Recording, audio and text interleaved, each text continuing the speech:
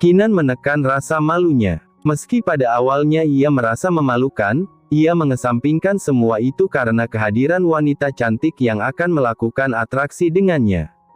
Ini sepadan jika aku berhasil mendapatkan wanita ini, pikir Kinan, berusaha meyakinkan dirinya sendiri. Ia telah memiliki banyak mantan kekasih dari berbagai kalangan, mulai dari artis hingga pembersih di kantornya. Namun, wanita yang sekarang memiliki getaran berbeda dan membuatnya penasaran. Saat latihan tadi, Kinan mengetahui bahwa wanita itu bernama Ana. Visual kedua duyung yang menawan membuat banyak orang mulai mengambil gambar mereka dengan kamera. Ada kantong khusus di dekat akuarium yang digunakan untuk orang-orang memberikan hadiah atas penampilan. Banyak pria muda mengeluarkan dompet dan memasukkan uang ke sana. Hal itu juga diikuti oleh para wanita yang puas dengan penampilan dansa air para duyung. Karena ia pernah membantuku menyingkirkan Nicole, aku akan memberi Kinan uang lebih, kata Carissa. Eliza mengangguk setuju. Dia teman suamiku, jadi aku juga akan memberinya banyak uang. Eve terdiam. Ia tak memiliki uang, jadi dia hanya bisa memberikan tepukan tangan. Saat Winston melihat adegan itu, wajahnya menjadi gelap. Carissa jelas hanya menggerakkan bola matanya ke arah Kinan. Air liur bahkan hampir menetes dari bibirnya. Aku tidak tahu ia memiliki sisi yang mesum, batin Winston. Winston berjalan mendekat ke arah Carissa. Segera, mata wanita itu tertutup oleh kedua telapak tangan dari belakang. "Hei, apa yang kamu lakukan?" tanya Carissa. Carissa sangat hafal tangan siapa di wajahnya karena ia telah menyentuhnya sejak kecil. Ia bahkan hafal dengan baik aroma tubuh Winston. Berhenti melihat dengan mata cabul. "Tatapanmu bisa melubangi akuarium," kata Winston. Winston menarik Carissa menjauh. Gadis itu memprotes pada awalnya, namun setelah dibawa ke meja dengan sajian banyak kue di atasnya, ia terdiam dengan mata berbinar. Dia cukup mudah disuap, batin Winston. Sementara itu, Eve tiba-tiba merasa pandangannya gelap. Ia bahkan kesulitan bernapas saat sebuah jas menutupi kepalanya. Ia berjuang untuk melepaskan diri, tapi justru diseret menjauh. Baru setelah beberapa meter, jas yang menutupi wajahnya terbuka. Eve terengah-engah seperti ikan yang kehabisan air. "Apa yang kamu lakukan? Apakah kamu ingin membuatku kehabisan napas dan mati lemas?" tanya Eve kesal. "Aku belum pernah mendengar ada kasus kematian atau pembunuhan hanya karena wajahnya ditutupi jas," jawab pria itu. Eve kehilangan kata-kata. Kejadian tadi memang tidak sampai mencekik pernapasannya, tapi dibekap mendadak membuatnya merasa ketakutan.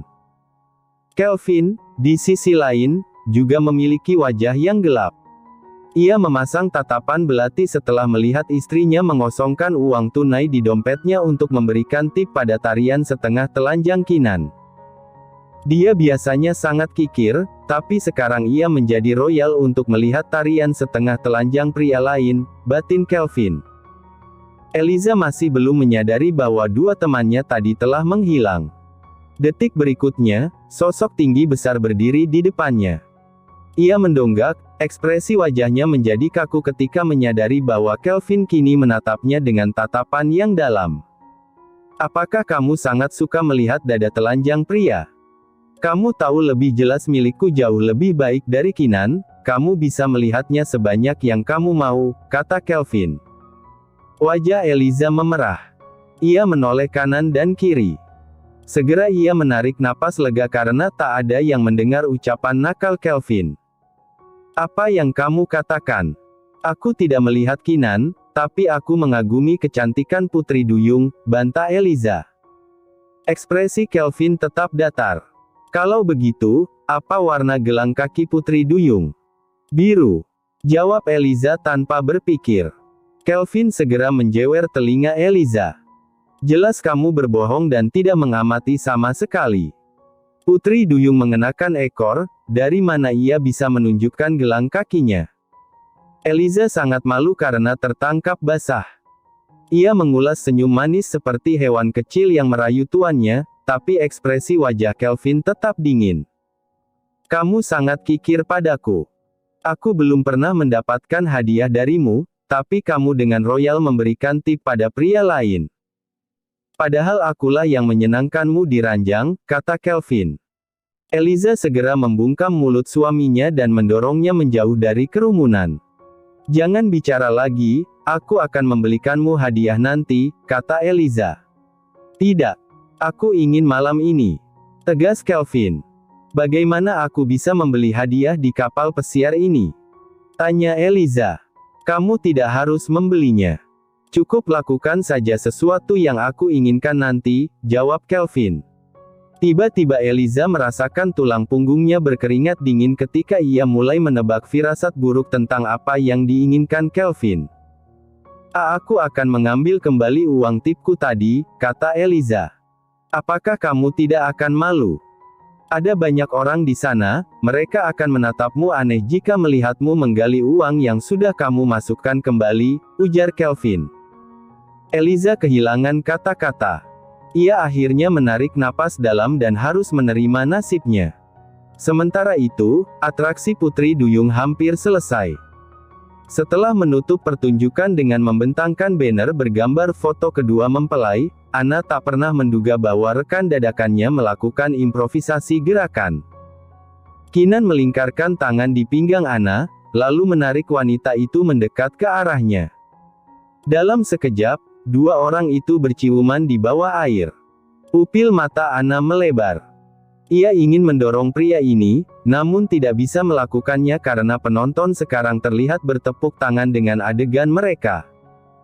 Kelambu akhirnya ditutup perlahan. Setelah itu, Anna menggigit bibir Kinan dan mengarahkan tinju pada perutnya. Di dalam air, ia tidak bisa memaki, tapi hanya menunjukkan kemarahan dengan ekspresi wajah dan caranya menatap Kinan. Anna naik ke atas, meninggalkan Kinan yang kesakitan akibat tinjuan itu. Ia bahkan tidak sanggup berenang ke atas ketika kakinya mendadak kram. Anna sampai ke atas akuarium. Setelah melihat ke bawah, ia menyadari Kinan masih tertinggal di dalam akuarium dan tubuhnya hampir tenggelam ke dasar. Sial. Aku tidak memukulnya begitu keras sampai membuatnya lumpuh untuk berenang ke atas.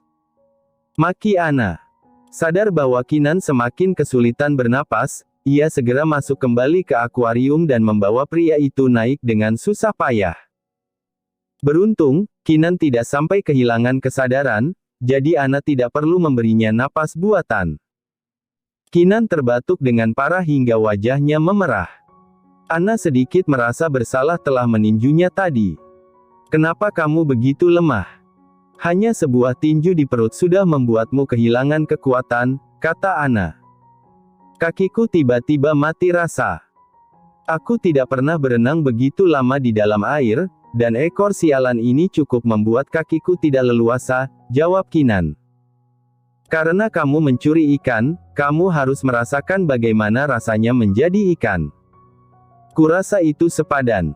Sindir Anna. Kinan tercengang. Wanita ini cantik, tapi bibirnya benar-benar pedas. Tapi entah kenapa, itu justru membuatku semakin tertarik. Pikirnya. Anna melepas ekor duyungnya. Di balik ekor itu, ia mengenakan celana ketat dengan warna kulit. Ia bersiap pergi, tapi masih menoleh ke arah Kinan. Kamu tidak seperti orang yang kekurangan uang. Jadi, aku akan mengambil semua uang tip dari penampilan kita tadi, kata Anna. Kinan tiba-tiba merasa cemas. Ini bukan soal uang, tapi ia masih ingin terikat dengan wanita ini. Jadi, ia memutuskan untuk menjadi kikir. Aku mencuri ikan untuk makan. Seharusnya kamu tahu aku kekurangan uang. Jadi, mari bagi dua uang tadi. Tapi, kamu bisa mengambil semuanya jika bantu aku satu hal. Temani aku ke pesta, usul Kinan. Kenapa aku harus menemanimu?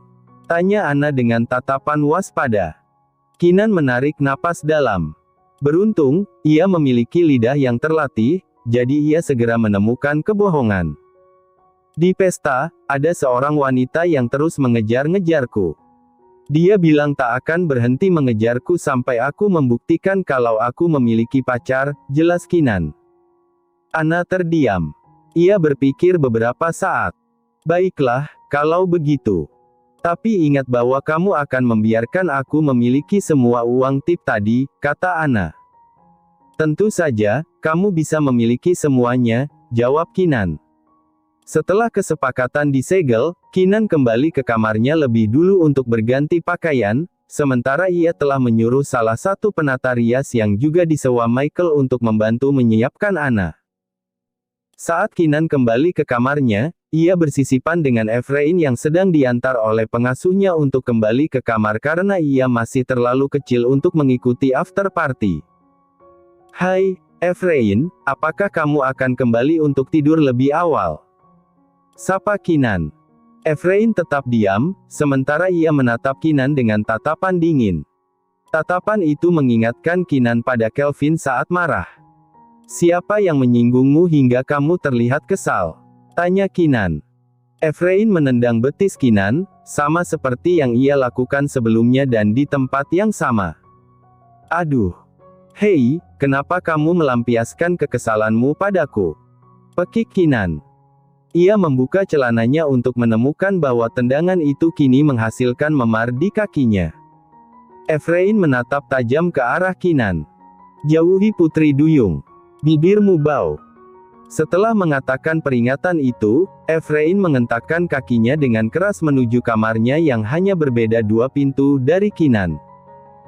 Sementara itu, Kinan seperti masih kesurupan saat menyadari ia baru saja diperingatkan oleh anak kecil. Dia benar-benar mewarisi gen ayahnya. Gumam Kinan sambil menggelengkan kepalanya. Dia menuju kamar Ana untuk menjemputnya.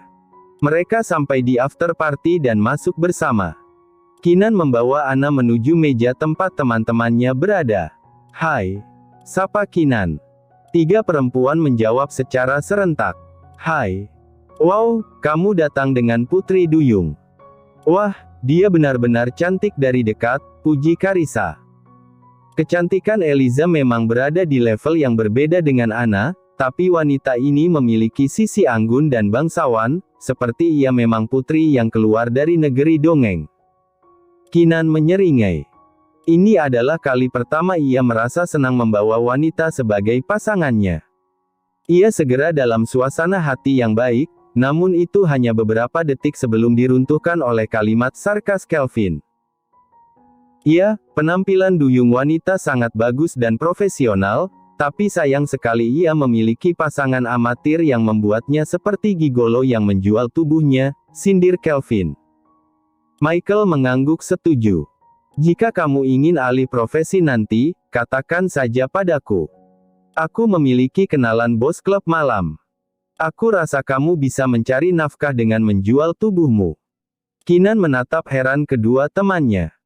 Ia bisa merasakan suasana bermusuhan dari keduanya.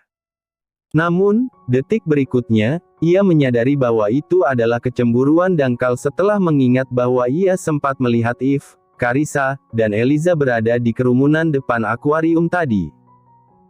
Ya, mungkin aku bisa menarik para istri kaya untuk menghabiskan uang di dompetnya yang didapatkan dari jerih payah suaminya hanya dengan memperlihatkan tubuh bagian atasku, balas Kinan. Eliza dan Karissa terbatuk secara bersamaan. Sementara itu, 3 pria lain melemparkan tatapan belati pada Kinan, tapi pria itu dengan bermuka tebal tetap duduk di meja di mana semua pria menatapnya seperti pesaing. Ana, duduklah. Kamu perlu berada dekat di sampingku agar pria lain tidak perlu cemas aku akan menarik perhatian istrinya, kata Kinan. Ana mengerutkan alisnya. Sepertinya aku diundang ikut karena ia akan mengalami intimidasi seperti ini, pikirnya. Ia merasa sedikit kasihan pada Kinan dan segera duduk di sebelahnya. Tapi, pria itu kemudian menjadi serakah dengan aktingnya. Ia tak hanya menyuapi makanan ke mulut Ana, tapi juga menggerakkan jari ke bibir Ana dan mengusap bibirnya seolah sedang menyeka sisa makanan. Ini agak terlalu berlebihan, gumam Ana, memberikan tatapan peringatan pada Kinan. Jika ia membiarkan semua akting ini mengalir begitu saja, ia curiga pria ini bahkan akan menciumnya. Kami harus terlihat natural dan sealami mungkin, bela Keenan. Mereka sekarang bahkan tidak memedulikanmu lagi, kata Anna. Anna sudah melihat bahwa mereka kini sibuk mengobrol tentang permainan yang akan dimainkan setelah ini. Mereka sepakat untuk memainkan botol putar. Segera, makanan di meja dibersihkan. Di atas kain putih bersih, kini hanya ada botol di atasnya. Aturan permainannya adalah siapa saja yang ditunjuk oleh ujung atas botol harus memilih tantangan atau kejujuran. Putaran pertama botol menunjuk ke arah Kelvin. Keenan sangat antusias untuk memberikan pertanyaan padanya. Ia tidak bisa membalas dendam pada Efrain atas tendangannya karena ia tak akan menyakiti anak-anak, tapi ia harus melampiaskan dendam itu pada Kelvin. Pernahkah kamu bergairah saat melihat wanita lain selain Eliza? Tanya Keenan. Semua orang tercengang. Sebagian merasa pertanyaan Keenan terlalu vulgar, tapi mereka juga penasaran, termasuk Eliza. Sementara itu, Keenan yakin, sebagai pria normal, tidak mungkin Eliza adalah satu-satunya yang bisa membangkitkan gairah Kelvin. Jawaban ini akan membuat Kelvin mendapatkan kemarahan Eliza. Tidak ada, hanya dia satu-satunya, jawab Kelvin. Tidak mungkin. Keenan menolak percaya. Michael menyahut. Kenapa tidak mungkin? Sudah cukup baik pria yang hampir menjadi biksu ini akhirnya menikah. Keenan terdiam. Ia akhirnya teringat bahwa Kelvin memang bukan pria normal. Botol kembali diputar dan kali ini menunjuk ke arah Carissa. Kali ini, Eliza yang bersiap memberikan pertanyaan pada temannya. Siapa cinta pertamamu? Tanya Eliza. Carissa terdiam beberapa saat, kemudian memilih tantangan dan mengambil gelas berisi vodka di depannya. Winston menggerakkan tangannya untuk mengambil gelas itu dan meminumnya dalam sekali teguk. Meski ia penasaran kenapa Carissa menyembunyikan cinta pertamanya hingga memilih minum vodka, ia tak ingin Carissa meminumnya. Kamu sangat protektif pada Carissa. Orang akan mengira kamu kekasihnya alih-alih kakaknya, kata Keenan. Ia sedikit mengeluh karena pernah tertarik pada Carissa, namun dipaksa dipukul mundur bahkan sebelum berjuang.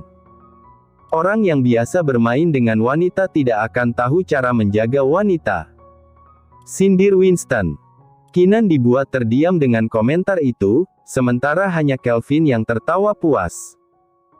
Michael cukup takut untuk tertawa karena jumlah mantannya dengan milik Keenan hanya selisih sedikit. Botol kembali diputar, kali ini menunjuk ke arah Eliza. Eliza, apakah kamu pernah memimpikannya pria lain? Tanya Keenan. Wajah Eliza membeku. Mimpi adalah alam bawah sadar yang tak bisa ia kendalikan. Sebenarnya, ia masih memimpikannya Arka saat mereka masih mahasiswa dulu, tapi bukan berarti ia merindukan pria itu. Jika Eliza menjawab jujur, Kelvin, pria pendendam ini, pasti tak akan membiarkannya lolos dengan mudah. Aku akan memilih minum, kata Eliza. Eliza mengambil vodka dengan kadar alkohol tinggi dan meminumnya di bawah tatapan mengancam Kelvin. Pria ini tidak bodoh untuk menebak jawaban sebenarnya dari Eliza. Botol bergelinding kembali dan terus menyasar ke arah Eliza hingga 2 kali. Keenan sangat pandai mengajukan pertanyaan yang membuat Eliza terus mengambil minuman pada akhirnya untuk tidak menjadi janda 2 kali. Eliza, aku tahu bahwa Arka masih impoten saat menikah denganmu. Pernahkah kamu merasa sangat tersiksa karena hasratmu tidak tersalurkan? Tanya Keenan. Eliza memilih minum vodka dan menolak menjawab. Eliza, meski Arka impoten, bukan berarti kamu tidak pernah melihatnya tanpa busana saat menikah dengannya selama 4 tahun, kan? Apakah kamu pernah melihatnya polos? Tanya Keenan lagi. Pada akhirnya, Eliza memilih minum vodka lagi. Itu adalah minuman beralkohol tinggi yang membuatnya mulai mabuk setelah meminum 3 gelas. Wajah Kelvin semakin gelap, seolah ada mendung pekat di atas kepalanya. Sementara Kinan dalam suasana hati yang baik karena berhasil balas dendam atas tendangan putra dari kedua pasangan ini. Tapi, ia tidak tahu bahwa Kelvin juga sedang berusaha menargetkannya.